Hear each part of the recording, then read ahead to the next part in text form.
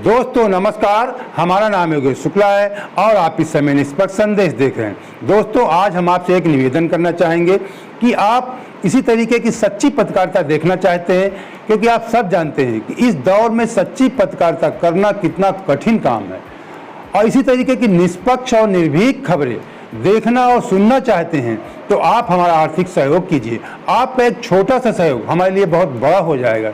बगैर आर्थिक सहयोग के चलना मुश्किल होता है, ये आप सब जानते हैं। नीचे जहाँ पे हमारा चैनल का नाम लिखा हुआ निष्पक्ष संदेश, उसी जगह नीचे ज्वाइन लिखा हुआ है। आप ज्वाइन बटन को क्लिक करेंगे, उसमें 3 ऑप्शन आएंगे। जो आपको पसंद हो उसके अनुसार आप हमसे अपने मन पसंद के, उसमें नियम और शर्तें लिखी हुई हैं, आप अपने पसंद के अनुसार हमसे आप वीडियो भी बनवा सकते हैं। इसमें आप मंथली पेमेंट हैं, 3 तरह के पेमेंट हैं, आप उसे टच करके देख सकते हैं। अगर आप सक्षम हैं तो ज़रूर हमारा मंथली सहयोग कीजिए। अगर आप मंथली सहयोग करने में सक्षम नहीं हैं तो 1 टाइम पेमेंट करके डिस्क्रिप्शन बॉक्स में तमाम सारे लिंक पड़े होते हैं। किसी भी लिंक से जो आप यूज करते हो उसके अनुसार आप हमारा 1 टाइम पेमेंट कर सकते हैं। हम ये नहीं कहते कि आपको हमारा पेमेंट लाखों और हजारों में करना है। जिस लायक आप हों, जितना भी आपकी स्वेच्छा हो, और आप इस लोकतंत्र में सच्ची पत्रकारिता को जिंदा रखने में अपना सहयोग करना चाहते हैं, कितना भी छोटा अमाउंट करेंगे हमें स्वीकार होगा आपका। तो मित्रों, उम्मीद करते हैं कि ज़रूर आप हमारा सहयोग करेंगे। तो चलिए बात कर लेते हैं कि हमारा तमाम इस समय आप लोग देख रहे होंगे कि पूरे समाज में एक धारणा फैली हुई है कि हमारा देश ऊपर जा रहा है, बहुत ऊपर जा रहा है, हमारा देश विश्व गुरु बनने वाला है। तो दोस्तों मैं बगल में लगा रहा हूँ, आप देख लीजिए। अभी पिछले साल एक रिपोर्ट आई थी, हंगर इंडेक्स, मतलब यानी भूखमरी की रिपोर्ट, पूरे दुनिया की भूखमरी की रिपोर्ट आई थी, जिसमें हमारे देश का जो कहने में रैंक मिली 101 रैंक की मिली। कहने का मतलब हमसे ऊपर बांग्लादेश, पाकिस्तान, श्रीलंका, नेपाल, सारे जो हमारे पड़ोसी देश हैं जिन्हें हम गरीब देश कहते हैं, वो हमसे भूखमरी में ऊपर हैं, हमसे मतलब अच्छी स्थिति में है।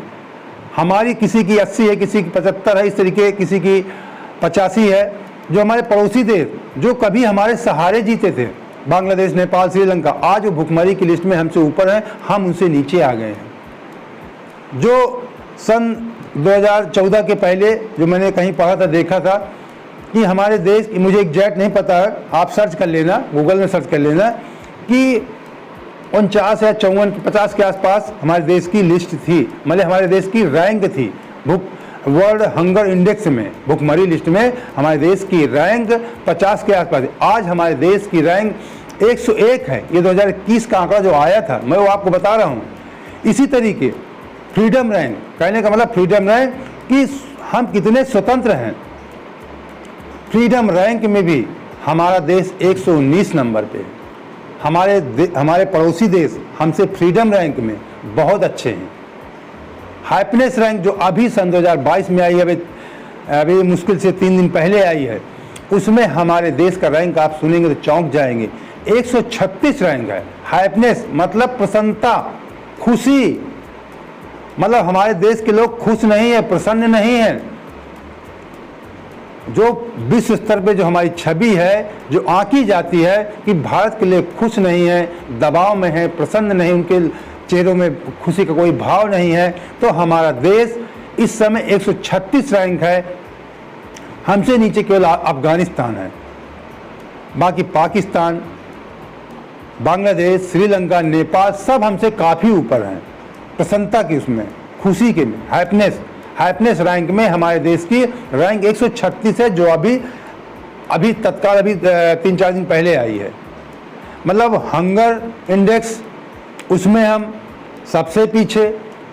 फ्रीडम, स्वतंत्रता के मामले में हमारे देश में स्वतंत्र, मतलब सही, जो हमारे विश्व के जो स्वतंत्र देश हैं उसमें हमारी रैंक 119वीं रैंक है। कहने का मतलब कि हमारे देश में बहुत ज़्यादा स्वतंत्रता नहीं है, एक दबाव में लोग रहते हैं, स्वतंत्र नहीं है, स्वतंत्र ढंग से बोल नहीं सकते, अपनी बात नहीं कह सकते। जो विश्व स्तर की रैंक है, भक्त तो कहेंगे हमारा देश बहुत हुआ है, वो कहेंगे हमारा देश विश्व गुरु बन रहा है। वो तो ये कह रहे हैं कि इसके पहले आर्मी, आप ये अपने आसपास देखेंगे, सुनने को आपको मिल जाएगा कि आर्मी के पास हथियार नहीं थे, आर्मी को वर्दी नहीं मिलती थी। ये भक्त लोग कहते पाए जाते हैं। ये कहते हैं कि इस समय पूरी दुनिया में मोदी मोदी कहा जाता है। सही बात है, हमारे देश में होना चाहिए, हम बहुत खुश होते हैं, हम भी खुश होते हैं, हमारे देश का नाम होना चाहिए। लेकिन जब पूरी दुनिया की लिस्ट जारी होती है, हम जो अपने टीवी चैनलों में देखते हैं वही हमारे देश के जो भक्त लोग देखते हैं वो अपने चिल्लाते हैं, लेकिन जब रैंक आती है वो उनको नहीं दिखाई जाती है। अभी लोकसभा 2019 लोकसभा चुनाव के पहले जो कहने का मतलब आंकड़े आए थे कि 45 साल का रिकॉर्ड टूट गया है, ये आंकड़े लीक हो गए थे, भारत सरकार के आंकड़े थे, लेकिन सरकार ने उसे दबाया, विपक्षी दलों से उठाया, लेकिन जनता ने ध्यान नहीं दिया। उसके चुनाव के एक हफ्ते बाद फिर मीडिया में आ गया कि हमारा देश 45 साल का रिकॉर्ड बेरोजगारी में तोड़ चुका है, इस समय तो 50 साल का रिकॉर्ड तोड़ चुका है। लेकिन फिर भी भक्त कहते हैं नहीं, हमारा देश बहुत ऊपर जा रहा है। किस मामले में ऊपर जा रहा है ये मेरे समझ में नहीं आता है। प्रैक्टिकल है, जो विश्व स्तर से जो रैंक जारी हुई है उसका आप दिखा भी रहे हैं।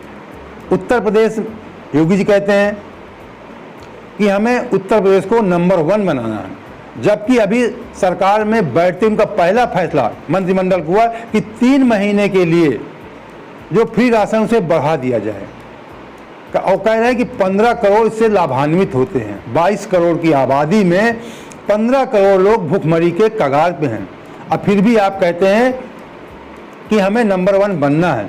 कहने का मतलब लगभग 2/3 जनता भुखमरी के कगार पे है। ये आप महसूस कर रहे हैं कि इन्हें मुफ्त राशन की ज़रूरत है देश में। अभी उसके बाद इस सुबह योगी जी ने कहा, कल यानी 26 तारीख को शाम के मैंने देखा न्यूज़ में कि मोदी जी ने भी कह दिया कि अब 6 महीने के लिए हम फ्री राशन की योजना बढ़ा रहे हैं, इससे 80 करोड़ लोगों को फायदा होगा।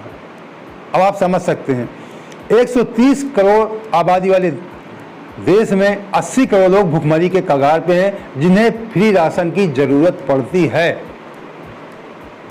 वर्ल्ड जो रैंक जारी करता है उसे आप नहीं मानेंगे, सब मानते हैं, लेकिन जो कहने का मतलब भक्त हैं वो नहीं मानते। कहते हैं हम ये, मुझसे तमाम लोग बहस करते हैं ये सब हम नहीं माने, कहते हैं ये हम सब नहीं मानते।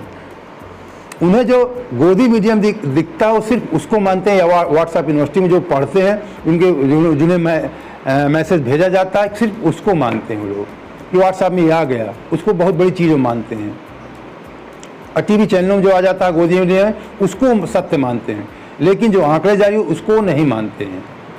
तो लेकिन जो आंकड़े उसको आप मत मानिए, जो सरकार दे रही उसको तो आप मानेंगे कि हमारे देश में 80 करोड़ लोगों को राशन की आवश्यकता है, वो इतने सक्षम नहीं कि खाना खा सकें।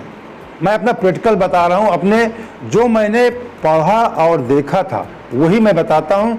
मैं इधर उधर की बातें आप देखते हैं, जो मेरा एक अनुभव होता है उसके आधार पे, न मेरे सामने कोई, कहने का मतलब न मेरे सामने कोई, मैं आपसे बता रहा हूँ, मेरे सामने कोई टीवी चल रही है, न रेडियो चल रही है, न टेलीप्रॉम्प्टर चल रहा है। जो मैं अध्ययन करता हूँ वही आपसे रिसर्च करता हूँ, वही बोलता हूँ, जो मैंने अभी तक अपने जीवन में अध्ययन किया वही आपको बता रहा हूँ। प्रेजेंट टाइम में मैं अपडेट रहने की प्रयास करता हूँ, पिछले मेरे पास जो नॉलेज है वही मैं आपसे शेयर करता हूँ। मेरे पास कोई लिखा नहीं है, न मेरा कोई सहयोगी है, मैं अकेले हूँ, स्वयं वीडियो बनाता हूँ, आपको दिखाता हूँ, अपना जो ज्ञान होता है वो आपके साथ शेयर करता हूँ, आपसे कमेंट के माध्यम से जानना चाहता हूँ। तो मैं जो मैंने पढ़ा था सन 2012-13 का मैंने दैनिक जागरण अखबार में पढ़ा था, विश्व बैंक की रिपोर्ट पढ़ी थी कि भारत दुनिया की तीसरी अर्थव्यवस्था बन गया है। मतलब अमेरिका और चीन के बाद मैंने अपने आंखों से पढ़ा था कि भारत दुनिया की तीसरी अर्थव्यवस्था बन गया है।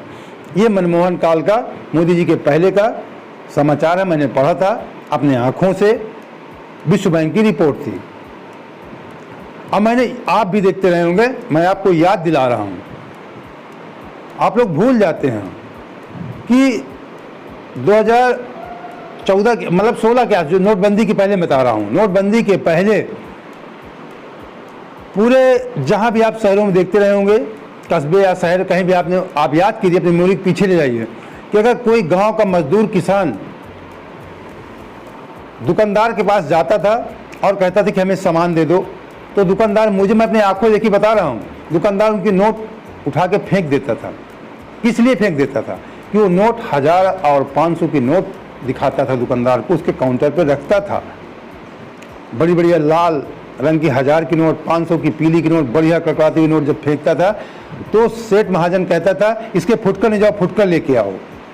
अब आप समझ सकते कि हमारे देश की अर्थव्यवस्था किस हालत में रही होगी कि जो जिनको आप फ्री अनाज दे रहे हैं उनके जेब में 1000 और 500 के नोट पड़े होते थे और वो शहरों में जाते थे तब उन्हें सेठ महाजन कहते थे कि फुटकर लेकर आओ। अब आप देखते होंगे, अपने आसपास महसूस कीजिए कि उनके जेब में 1000 या 500 के नोट नहीं पाए जाते, 10 या 5 के सिक्के पाए जाते हैं। अब सिक्के देख के भी सेठ महाजन भगाते हैं कि जाओ रुपया लेके आओ, 15 रुपये फुटकर हम नहीं लेंगे। उस समय वो नोट दिखाते थे, 1000-500 का नोट काउंटर फेंकते थे, आज 10-5 के सिक्के डालते हैं, तब उनको सेठ महाजन बाहर करते कि नहीं 15 रुपये लेकर आओ। ये हालत हमारे देश की है, फिर भी भक्त लोग कहते हैं कि नहीं हमारा देश बहुत ऊपर जा रहा है। तो मेरे समझ में कैसे ऊपर जा रहा है, वो कहते हैं इस समय आप देख रहे हैं, एक उदाहरण और भी इस समय देने लगे कि पूरी दुनिया युद्ध में उलझी हुई है, सब लोग मोदी से सहायता मांग रहे हैं, मोदी मोदी हो रहा है। अरे मेरे मित्र, मेरे दोस्त, आप वैसे मैं जानता हूँ मेरे सारे दर्शक सब बहुत शिक्षित हैं, पढ़े लिखे हैं, कुछ ही लोग, मैं नहीं कहता कि ऐसे हों, लेकिन मैं आपको बता रहा हूँ जो समाज में इस समय घटित हो रहा है उनको ये नहीं पता है कि सब जब दूसरा विश्व युद्ध हुआ था तब रूस ने ही कहा था हमारे देश से कि आप किसी गुट में मत पड़िए, आप गुट निरपेक्ष रहिए। तो हमारा देश आज भी गुट निरपेक्ष है, ना रूस की तरफ है ना अमेरिका की तरफ है। कोई वोटिंग होती है विश्व स्तर की, उसमें हमारा देश भाग नहीं लेता है। कहने का मतलब तटस्थ भूमिका हमारा देश निभाता है, ये अच्छी बात है। हमें सबसे मिलकर रहना है, हमें दूसरी की लड़ाई मोल नहीं लेनी है। तो ये जो लोग कहते हैं कि हमारा देश ऊपर जा रहा है, विश्व गुरु बन जाएगा मोदी जी के नेतृत्व में, मैं महसूस करता हूँ, स्वीकार करता हूँ कि मोदी जी की राजनैतिक जो उनकी रणनीति है, कूटनीति है, बहुत अच्छी है, क्योंकि दिन रात वो चुनाव के बारे में ही सोचते हैं। पूरा भारतीय जनता पार्टी चुनाव के बारे में ही सोचती है, चुनावी पार्टी है। उनका एक ही मिशन होता है कि अगर यूपी अब जीत लिए हैं तो अब गुजरात और हिमाचल जीतना, उसमें वो पूरा लग जाएंगे।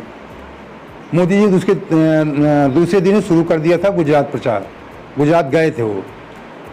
तो पूरा फोकस जब आपका चुनाव पर ही होगा, सरकार हमारा देश कैसे अर्थव्यवस्था में ऊपर आए, जो मैंने अभी एक उदाहरण दिया कि मनमोहन सिंह इस बात को बाखूबी समझते थे कि हमारे देश की 90% आबादी असंगठित क्षेत्र है। संगठित और असंगठित, असंगठित और असंगठित को मनमोहन जी बहुत अच्छे ढंग से समझते थे। 10% लोग केवल हमारे देश में संगठित क्षेत्र से इनकी आय होती है, 90% लोग असंगठित हैं। संगठित का मतलब मेरे कहने का तात्पर्य है कि जिनकी महीने में एक बड़ी इनकम होती है, मंथली, त्रैमासिक, छमाही, सालाना, कुछ भी आप समझ सकते हैं, इनकी फिक्स इनकम होती है।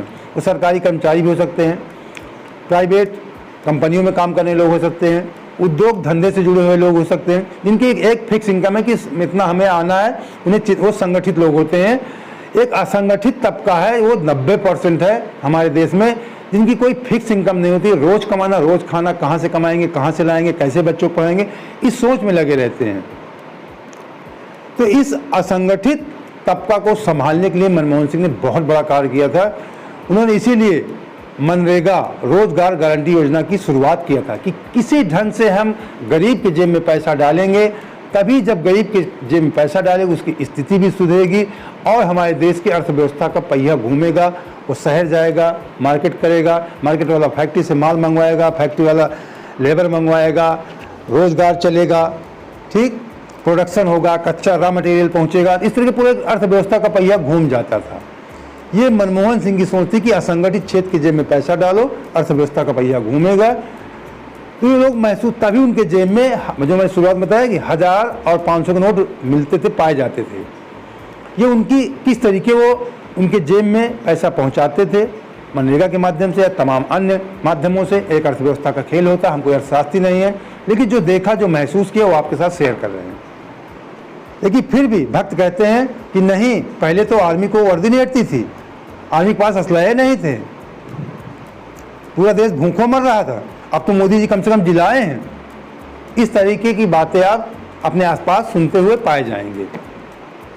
तो दोस्तों, उम्मीद करता हूं कि आपको मेरा वीडियो पसंद आया होगा।